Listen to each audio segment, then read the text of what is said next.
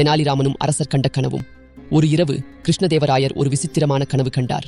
அவருடைய தோட்டத்தில் தங்க மாம்பழம் ஒன்று மரத்தில் தொங்கியது. அவர் அதை பறிக்க முயன்றவுடன் அந்த மாம்பழம் மறைந்துவிட்டது. அடுத்த நாள் அரசர் கவலையடைந்து தனது அமைச்சர்களை அழைத்து அந்த கனவின் அர்த்தத்தை விளக்குமாறு கேட்டார்.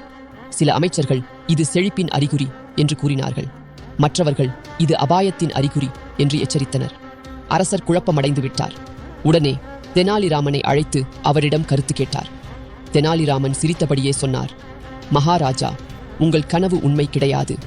அது உங்கள் மனதிற்குள் இருக்கும் ஒரு ஆசையை பிரதிபலிக்கிறது. நீங்கள் இல்லாததை விரும்புவதற்கு பதிலாக உங்களிடம் உள்ளதை போற்ற வேண்டும். அரசர் தெனாலிராமனின் புத்திசாலித்தனத்தை உணர்ந்து அவருக்கு பெரும் பாராட்டு வழங்கினார். கதை நெறி: நமக்கு கிடைத்ததை போற்ற வேண்டும், இல்லாததை தேடி வருந்தக்கூடாது. இந்த வீடியோ உங்களுக்கு பிடித்திருந்தால் வீடியோவை லைக் செய்து உங்கள் நண்பர்களுக்கு பகிருங்கள். இது போன்ற வீடியோக்களை பார்க்க சேனலை சப்ஸ்கிரைப் செய்து பெல் பட்டனை அழுத்துங்கள்.